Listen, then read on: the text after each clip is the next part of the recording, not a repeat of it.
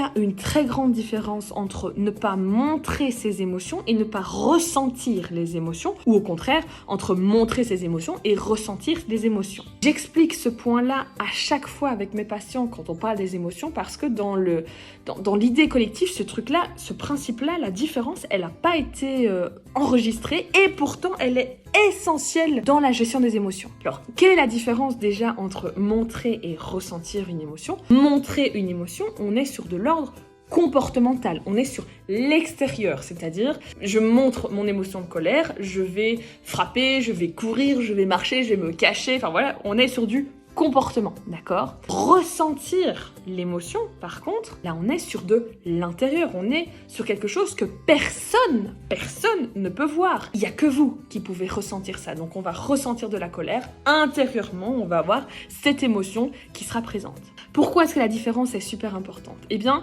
parce que beaucoup de patients que j'ai, on leur a appris quand on était petit à aller soit pas triste, soit pas en colère. On leur a toujours dit de ne pas l'être. Le problème, en fait, c'est que cette phrase n'a pas été bien formulée. Ce n'est pas grave d'être triste. Un enfant peut être triste, il n'y a pas de problème avec ça. Le truc, c'est que dans la phrase que les parents très souvent voulaient dire, c'était « quand on est en colère, ne frappe pas ».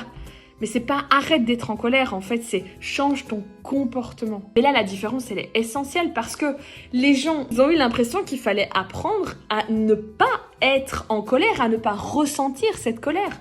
Ou avec la tristesse, à ne pas ressentir la tristesse. Et donc, qu'est-ce qu'ils font en étant adultes, ou même jeunes enfants, peu importe? Eh bien, dès qu'ils sont tristes, dès qu'ils sont en colère, ils trouvent tous les moyens pour essayer d'éviter de ressentir cette émotion.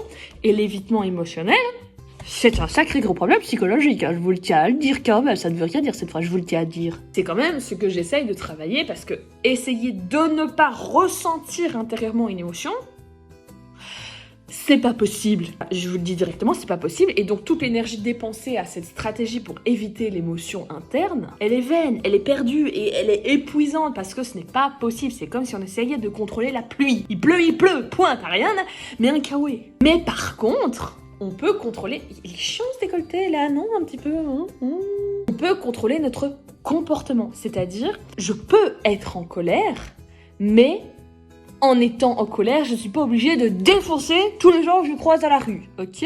Donc, quand on est parent, la meilleure phrase à dire à son enfant, c'est pas ne sois pas triste, arrête d'être en colère. C'est pas ça qu'il faut dire, c'est je comprends que tu es en colère, il n'y a aucun problème avec ça, mais dans mon éducation, en gros, quand on est en colère, on ne frappe pas. Quand on est en colère, on peut parler avec la personne pour expliquer ce qui se passe. Enfin, en tout cas, le parent essaye de toucher au comportement. Mais à aucun moment n'invalide l'émotion intérieure ressentie.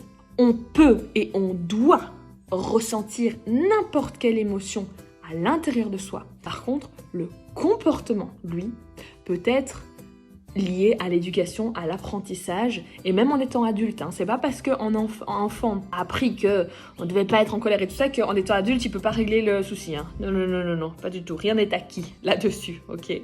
Donc voilà, ça me paraissait être une petite nuance importante. J'espère que j'ai été claire. Voilà. Est-ce que j'ai compris, les amis?